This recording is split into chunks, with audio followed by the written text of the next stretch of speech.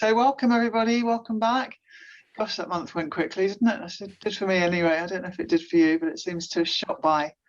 So I'm going to leave the introductions in a minute to Chris, of our guest speakers, who have very kindly given up their time to prepare and talk to us this afternoon. We've seen the content, really excited. So thank you for coming. Slightly different format today. We've got the meetings function of Zoom on. So if you would be so kind as to mute yourselves, but we've done it this way so as we can open up working groups and combine the networking with the masterclass a little bit. And that's something that we've decided to do as we move forward. So we've kind of looked at this and thought Fridays perhaps are not the best day once you get back to work, particularly as the next Friday is also the Friday before the bank holiday weekend at the end of May. So watch this space for a new date. We're going to move everything into the Tuesday, the 22nd, but I'll come on to that as we finish. I'll give you a clear date and a clear instruction as we finish. But that's why we've chosen to do it a different format today. So we'll have a little experiment and see what happens, see how it goes.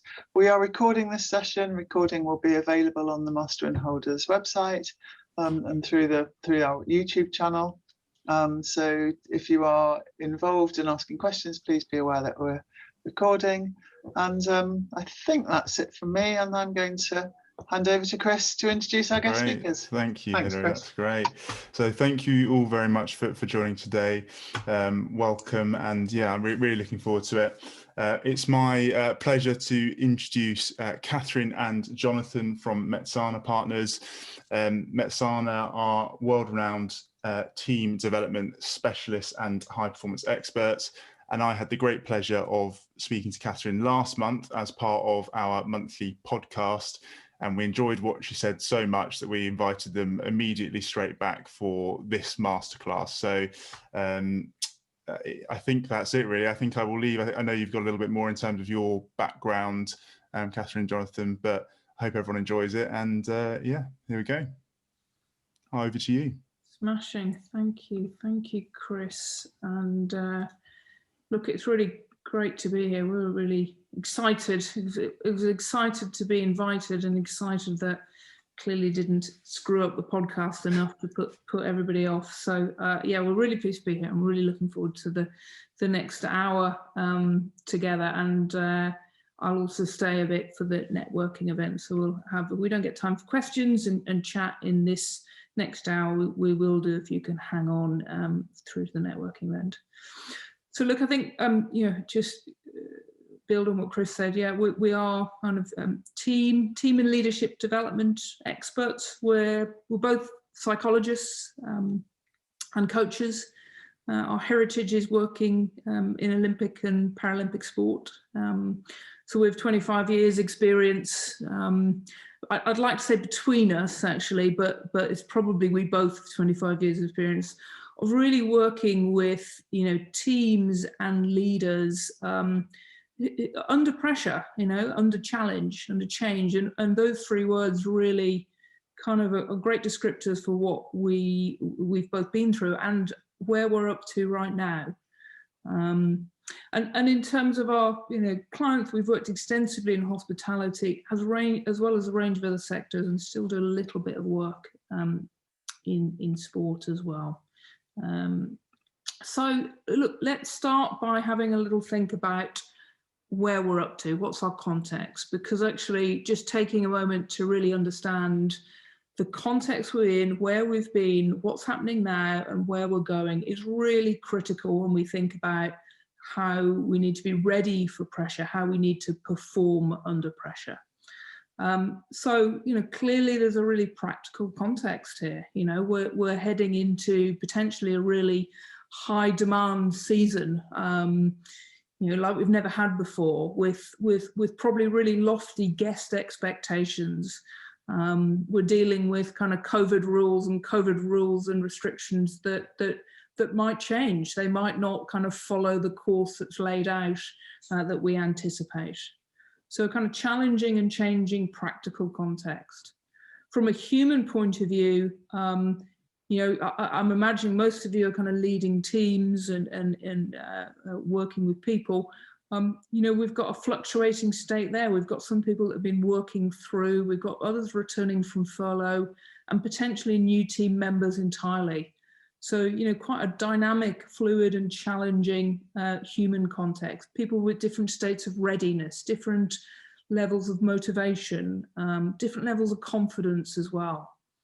And then emotionally, we're all feeling different things. How are you feeling as a leader? How are your team feeling? So there's a huge emotional context. And one of the things we're going to explore through this session is it's really important to be aware, to check in with and keep checking in with your context.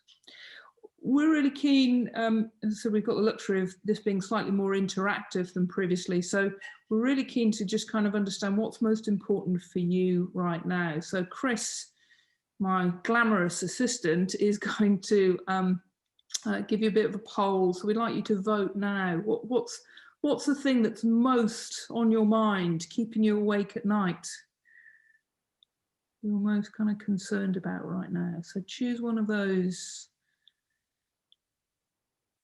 To whether it's a high demand, guest expectations, your team's readiness, ongoing uncertainty of COVID, and your own confidence, your own sense of a confidence in your ability to lead in the months ahead. Fantastic. I can see the votes coming in. A few more to vote, and then we'll show you the results.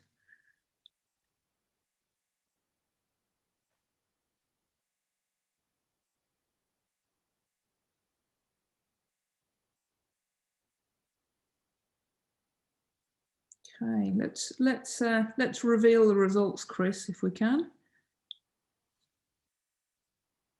Can we see those? Everybody see those on their screen?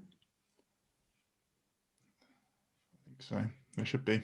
Should be able to see them. Okay, so that's really interesting. The top one is the readiness of your team to cope. So you're in the right place, because that's what this session is about. So that's good news. But what's also interesting there is, we've all got different things that are concerning us. We have a different context. We all have different context.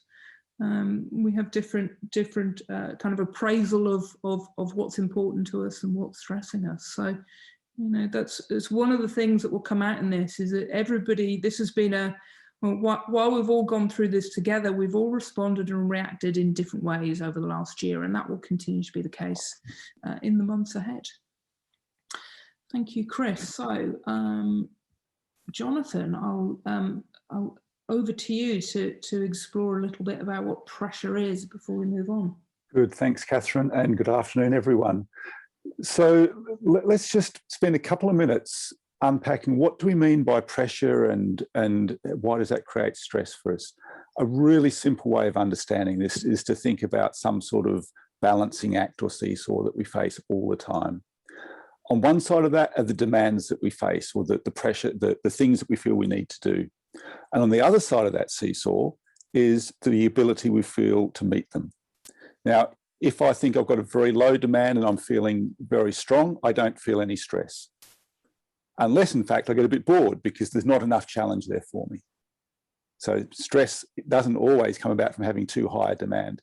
But we figure at the moment it's more likely that we're feeling, and as you said yourself, worries about your team, can they cope, worried about the uncertainty. So stress happens when the perception that I have of those demands is greater than the resources I feel that I've got to meet them. And stress is that gap between the demand and my perceived capacity to cope with it. Yep. So that, think of it as a seesaw. How heavy is one end and how heavy is the other, and can I get that to move? But it's not so simple as just being a seesaw, because actually the way we interpret the demands is really important. The way we think about those demands and our capacity to prepare for them means that we can shift both ends of the seesaw. So what can we do in order to increase our capacity to deal with pressure and stress? A couple of really important things. First of all, we need to understand ourselves Sorry, Catherine, if you go back to the previous slide. The first thing is to understand something about our own response. As human beings, we're primed to do one of two things when we feel the demand or the threat is too much. One is to go into fight mode, which means we throw ourselves at the challenge, we throw ourselves at it, we overwork, we get burnt out. The other response is a flight mode, where we withdraw, we try to get ourselves out of the way. Both of those extremes are unhelpful. So what we need to do is look at how do we equip ourselves to cope with demands more successfully, more effectively. And there's a couple of things we can do here. First of all, to be ready for what those demands are, to think about them, to test out and to make sure that I'm ready for what's coming up. I've thought ahead. And this is a lot of the work that Catherine and I would do with Olympic and Paralympic teams. It's helping them be ready for what's coming up so that they're not caught out, reducing the surprises that are there. But also to reframe what those demands are. So this is to do with my attitude. Am I seeing things as problems or as opportunities? Am I looking for opportunities to learn, or am I seeing things as just challenges that I can't overcome? So we have some capacity in how we think about what's coming up to also reduce the size of that demand. Or even as simple as breaking it down into chunks, rather than seeing it as a huge overwhelming problem, look at it step by step. So there are the sorts of things we can do to change the nature of the demand that we're facing. The other side of the seesaw is our own resource. So we can increase our capacity to cope, again through preparation, but also by how we look after ourselves. And Catherine will be talking about this later. How we manage our own energy, our own mindset, our own emotions, increases our capacity to be ready to meet the demands that we face. And the thing that wraps all of this up, and again, this is super important in sport, but in any domain of life where we're needing to perform, is our sense of confidence. Now, confidence is not arrogance. It's not being unrealistic. Confidence is simply having a realistic belief that I can do what I need to do. So it's believing and knowing that I can meet the demands that I face. That's super important. So again, when I'm thinking, so if I'm thinking clearly about the demands that are there, I'm not blowing them up or exaggerating them. If I'm breaking them down, preparing for them. If I'm also drawing on my own strengths, managing my own energy and thoughts, overall, that then gives me the ability to feel confident that I can meet and adapt the demands that are coming up. Now, this is just as true whether you're an Olympian or whether you're leading a team ready to open up a pub next week. Basic principle. So as we go through today, we're going to give you some really practical skills to help you address both sides of this. How you prepare and think about the demands, but also how you manage yourself and look at managing your team to help them be ready. Great. Thanks, Jonathan. So I want to start by inviting you to think about yourself, which as leaders or somebody with responsibility for others, we're often not very good at. Often our default is to think about our team first. But actually this old adage of, remember the days we used to fly a plane, I don't know if you remember what they are, but you hear this phrase, put your own oxygen mask on first. So it's super important that you're really thinking and attending to that. How do I take care of myself? Because actually, your own self-care determines your effectiveness as a leader. So we're inviting you for the next 10 minutes just to kind of think about yourself before you start thinking about your team. So we're often asked, what makes the athletes we work with perform under pressure. The image that you saw in the slide that Jonathan showed was of an athlete ready to walk into a stadium where there might be 100,000 people, all in a state of excitement. How on earth do they deliver medal-winning personal bests often under that amount of pressure? And as we've already talked about, as Jonathan alluded to, there's a really kind of quite simple formula. There's not any magic trick about this. There's a relatively simple formula, but what they're very good at is being very disciplined about applying this formula. So the first bit is really kind of anticipating, understanding the context that I'm about to walk into, understanding my environment, whether it's walking out into a 100,000-seater stadium or managing a kind of the first shift in a packed restaurant. So understanding the context that I need to perform in, so anticipating. The second bit is then I'm thinking about, how do I need to be ready? What's going to be required from me? What kind of performance do I need to give, physically, mentally, emotionally, and getting ready for that. The third bit is then really be granular about seeing yourself responding positively, affirmatively, confidently, so preparing your response. And then the fourth bit, which we often neglect, I think, I think from my experience in hospitality, I'm not sure this is really high on the agenda, but certainly through sustained high demand periods, like one that you're all probably going to head into, having time to recover is really key here. So seeing this as a cycle, that every day, every week, you need to deliver a performance. Every shift, you need to deliver a performance. And the recovery part of that is critical. The athletes that we work with, take their recovery really seriously, because that dictates how ready they're going to be for the next day, whether it's training or competition. Yeah. So what I'd invite you to do is just take a couple of minutes. And if you've got pen and paper to hand, that's great. If you can ink this, that's good. And just write a few words. What's your context right now? So, what's your situation? What's on your mind? And what's coming up? So just write a few words that spring to mind for you. It could be descriptive. They might be a bit more about how you're feeling, and that's fine. But just a few words that spring to mind for you.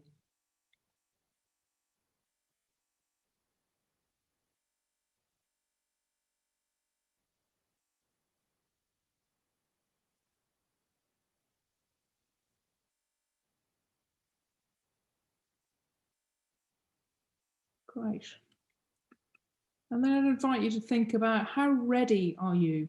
What's your readiness levels? So how ready do you feel? Give yourself a score out of 10 here. So physically, how ready do you feel physically? How ready do you feel emotionally? Again, a score out of 10. And how ready do you feel as a leader to be able to lead your team with its potential variety or complexity challenge that you've got? I'm just inviting you to really slow down and check in on this, because this is the first part of really, the anticipation to be ready to respond. So, for us, the ability to perform under pressure, the ability to deliver a really resilient performance, a sustained performance, it's all about readiness. It's not about some magic formula of a great response in the moment. It's about being ready and continually being ready. And this is a key part of the process. And just make a note to yourself, what's most important for me of these three to work on: physical, emotional, or my leadership readiness? Just jot yourself a note. And if you stay for the networking event, we'll have time to potentially pick up on some of this and expand some of this thinking out. Okay, so we wanted to share with you our 5 top tips for both being ready and then performing, responding under pressure. So the first one is all around scenario planning. So, really continuing the theme and about thinking about what I'm going into, what's the context that's coming up, what might happen. So what if this happens? What if that happens? What's the worst case scenario? What's the best case scenario? We're quite good at thinking about worst case scenario, but what's the best case scenario? So really, taking time to think about that, potentially talking with others about it, so that you really understand the arena, if you want, the situation, the context. I'm beginning to think about what's the response plan? So what if this happens? We're going to do that, or I'm going to do that. Brainstorm, share, but we'd also encourage you to kind of ink it. So maybe keep a diary, keep a kind of performance log for coming up. And this really helps us build confidence. It helps us be ready to respond. And it's not, for us, it's not worrying. So it's a controlled way of thinking and anticipating the future. It's about readiness. The image there, some of you might remember the Great Britain women's hockey team won gold in Rio 5 years ago, and they did an awful lot of this. They did a huge amount of scenario planning so that they were able to deal, they had a pre-prepared response for different situations, whether it was within matches or even progressing through the tournament. Our second tip then is aligned to that. It's really then going into the granular detail of how will I respond. So this is, if you want, this is visualization or daydreaming, what we call mental rehearsal. So this is where you see yourself, responding in a positive, confident way. It's really important for kind of really key pressure moments. So important pressure moments. And we'd really, you don't need to be lying down on the couch to do this. You can be, sitting having a coffee and just thinking ahead, what's coming up next week, what might happen, how am I going to respond? If I have this situation and this conversation with a guest or a team member, what's the kinds of things I'm going to say? How will I manage my response? How will I manage my emotions? And we just allow our minds to go through that. So think about it as just purposeful daydreaming. And again, it's a way of priming yourself so that when that happens, or even if something else happens that's similar or even different, you are primed, you're ready to respond. We find ourselves, we're able to choose, as Jonathan said, not the fight or the flight, but a third, maybe more rational, prepared response that we've pre-prepared, that's not in the emotional moment. And again, it builds confidence. We feel ready.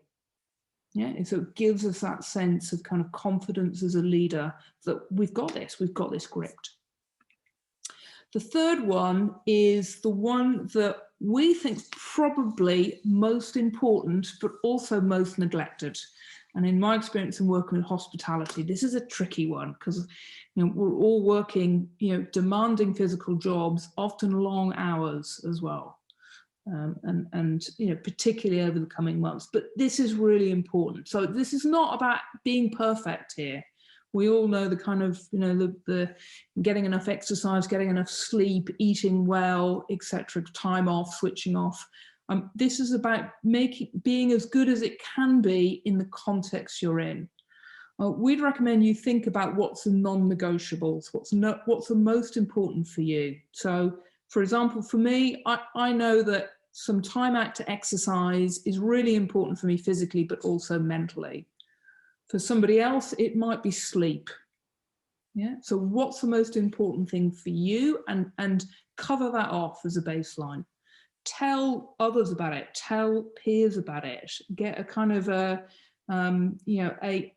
culture, a support network where looking after yourself becomes a badge of honor. We've seen lots of workplaces where it's kind of common to boast about the number of hours you're working and how late you're working and that you only got 5 hours sleep. And that to us is a bit crazy. So we'd encourage you to kind of do the antithesis of that and really try and build a culture where you're prioritizing your physical well-being.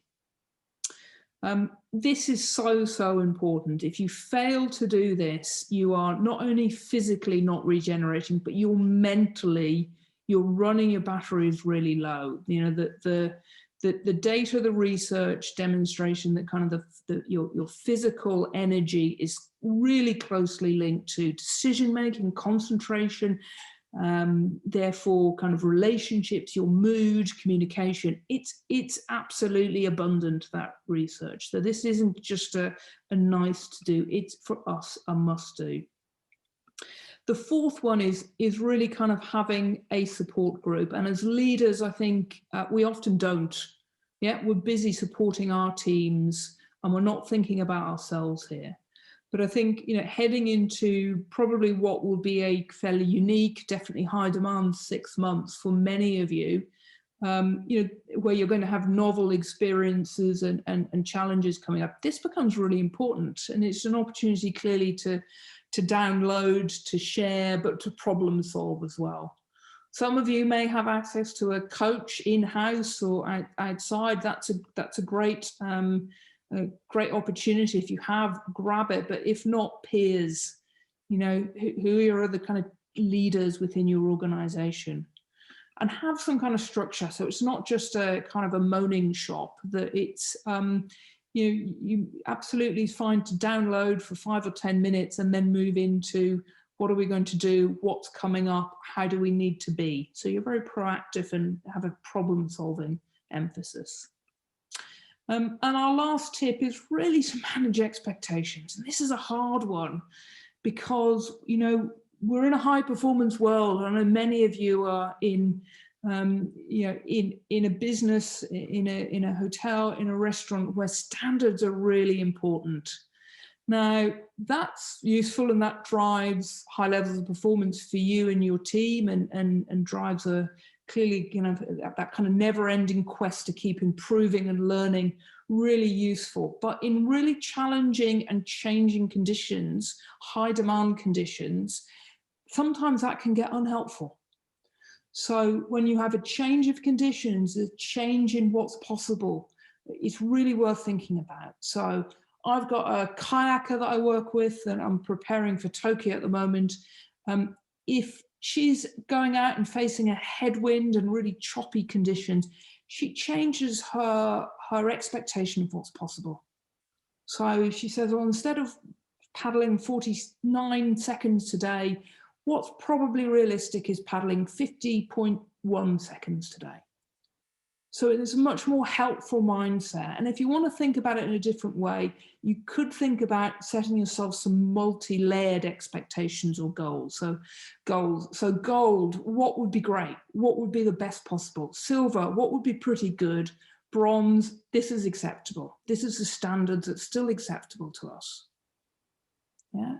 And thinking about not just the results we need to deliver, because results actually take care of themselves if we do the things that we need to do individually and collectively, but thinking about what's the performance I need to give in these conditions, which are different to how they were 2 years ago.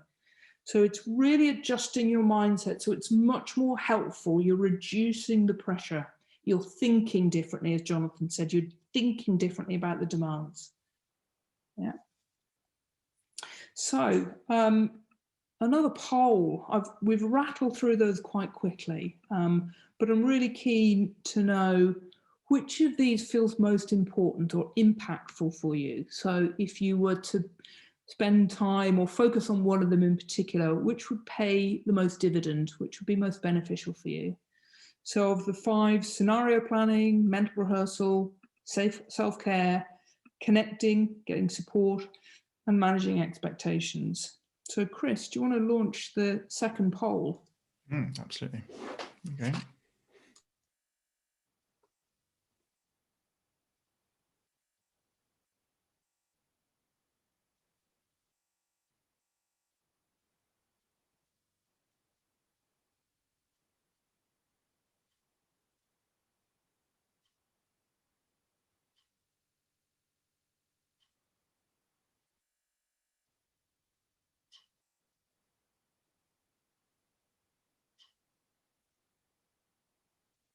Super. I can see the results coming in. They're interesting.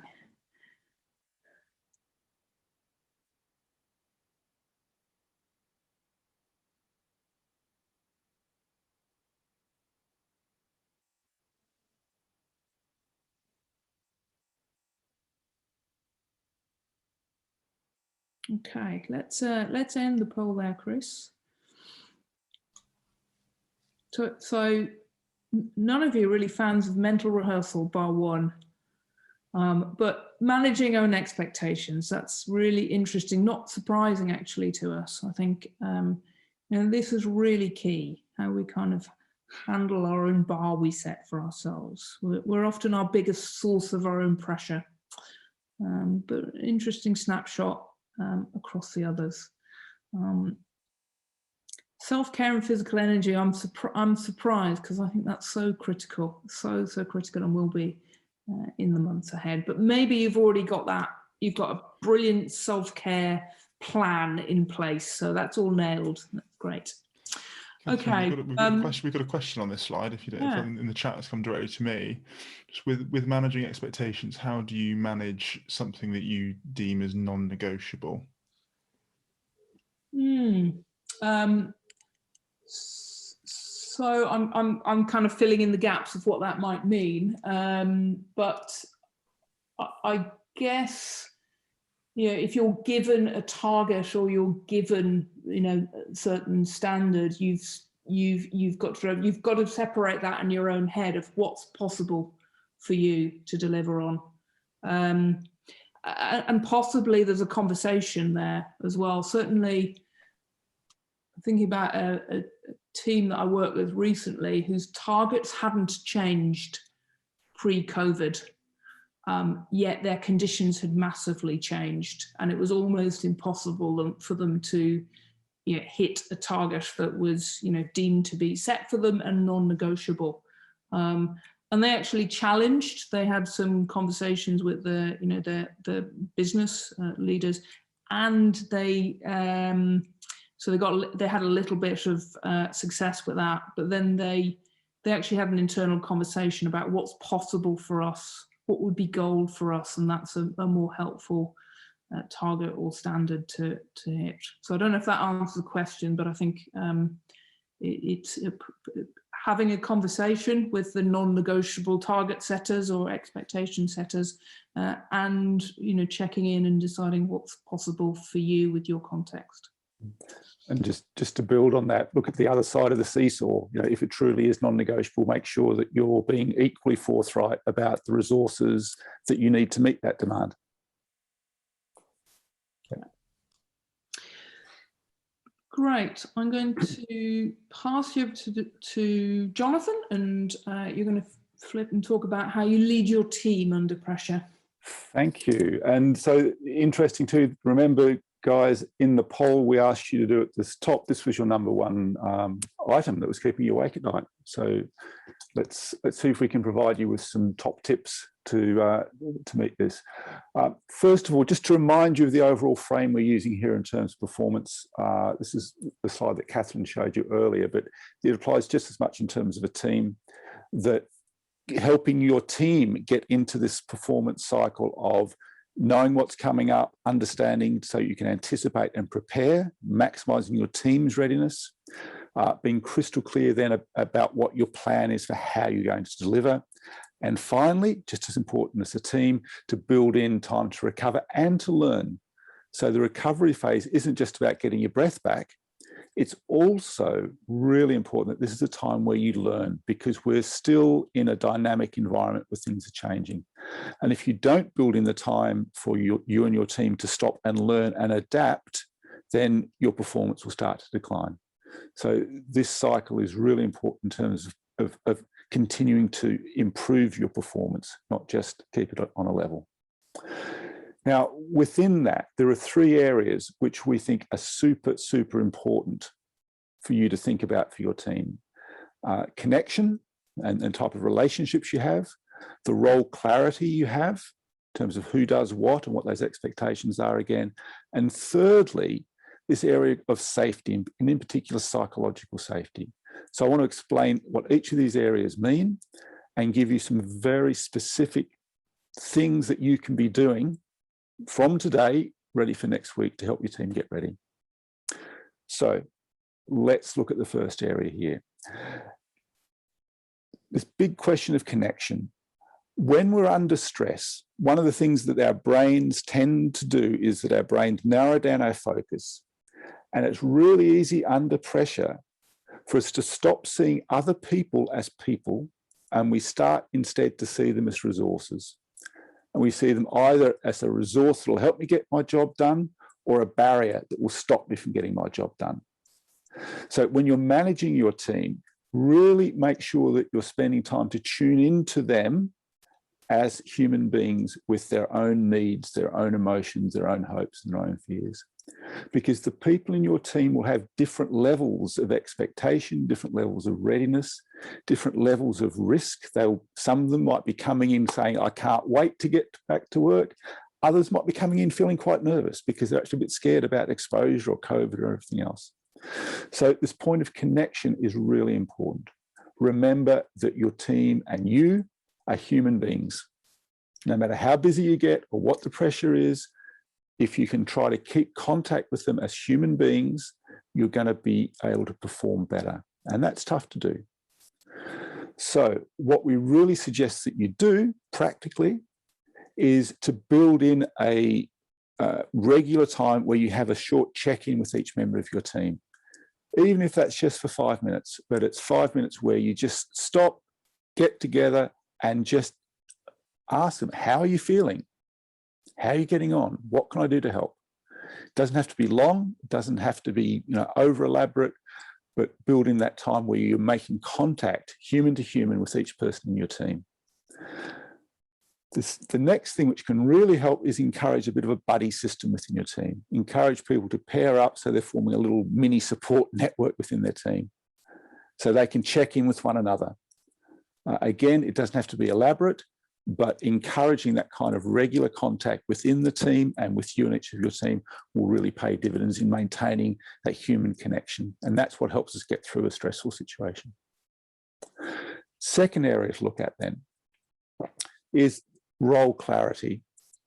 Being super, super clear about what you're all there to do. What are some really clear goals? And Catherine talked about perhaps scaling those so that you're not setting yourself up to fail, but having a really clear picture of success. And what we mean by that is a shared understanding amongst your team about what would it could look like for us on this shift or this week? What would we be doing, feeling, experiencing? What would our customers be saying? What would the boss be saying if we were being successful this week? Let's just talk about that. Let's bring it to life. Let's be clear that we're all heading in the same direction here. We've got the same outcome that we're trying to achieve together. So in order to do that, then people need to be clear about what their contribution is. What's my part? What's expected of me in order to achieve that? And helping people be clear about this, because it may be that some of these things have changed. There are going to be different protocols in place. You might have new staff. You might have staff who have forgotten because they haven't been working for a while. So really make sure, give people really simple and clear guidance about what they need to do and how they need to do it. Simple stuff. And our practical tip here is at the beginning and end of a shift, get the team together. Maybe you do this already. If not, give it a go. Get your whole team together, even just for 5 minutes. Remind them about what good looks like in this context for tonight or for today. Make sure that everyone's clear. Give them a chance to connect. And also at the end of a shift, and I know this is hard because often if it's late at night or people are exhausted, the last thing they want to do is sort of stay and talk more. But again, it will pay dividends if you can have some kind of process that allows people just to reconnect, share how it's been for them at the end of the day or at the end of the shift. Bracketing, start and end, help people come in and make a good beginning, and then help people make it a good ending together as well. Doesn't take long. You might need to sort of push a little bit to get people to buy into it initially, but once people get the benefit of that connection at the start and finish of the day, and as a way of getting super clarity about what's important for this shift or for this day or for this week, it really helps your team move along together. Final thing here is safety, and in particular, this notion of psychological safety. What that means is that people feel safe to turn up and share and talk about what's going on for them without fear of retribution or without fear of being bullied or blamed or picked on. So people can show up as they are. That's what it means to be psychologically safe, or to create a psychologically safe environment. And this is enormously important in terms of high performance. We know this. There's so much research now that is showing that if a team is a place where people can feel safe to be themselves, it will outperform other teams where people don't feel safe and they're sort of having to sort of watch their step and they're very guarded in what they're allowed, what they feel they can say or don't. So in order to foster this, Again, give time and acknowledge for people to talk about their emotions and their experience, not just the job and the tactics. Both are important. Again, under pressure, what we tend to do is just focus on the task, focus on the task, focus on the task. Give yourselves room to breathe, give yourselves room just to sort of to be there as human beings. So really practical tip here, the thing that you can do is to make it clear that it's okay not to be okay. It's okay to have a bit of a wobble. It's okay to feel a bit nervous. It's okay to have a worry. That's normal as human beings. I've yet to meet an Olympic athlete who didn't feel nervous on the start line. That's normal. They still go on to perform. The nerves don't get in the way, but they've learned to cope with them. And it can be really important here too, for you to show a bit of your own vulnerability.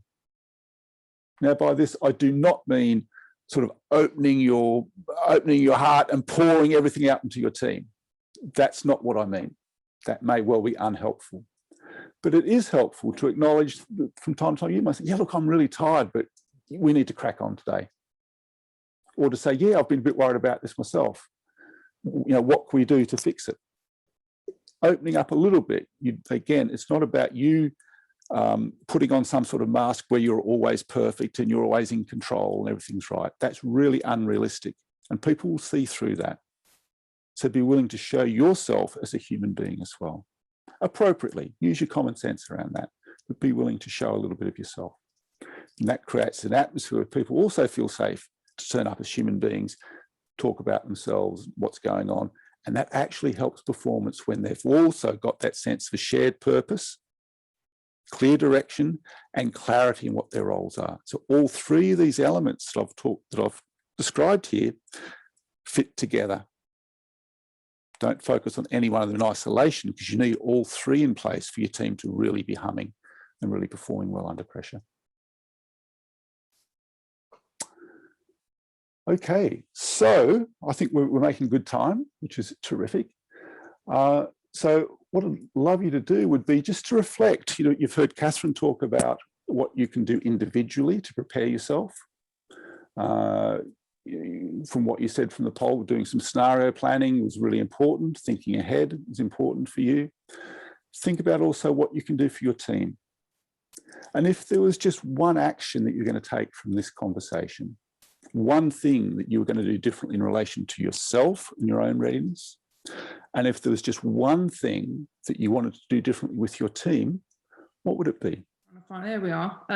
So just before we'll take some questions, but just to let you know, if you want to know more, there's our website. We have a load of resources on there, so you can find out what we do, obviously. But there's an insights page where we have, podcasts, videos, articles, thought pieces, etc., etc. So please do that. Reach out to us on LinkedIn. My email address is there. And then just the last thing to say is that if you're interested in us coming and doing any workshops for your team, or in a hotel, restaurant, or whatever organization, then we're doing these kind of 3 themes in particular. Seem to be really popular right now. So we're doing some of them right now for kind of reopening. And I think the resilience thing, staying resilient, will be important through the months ahead.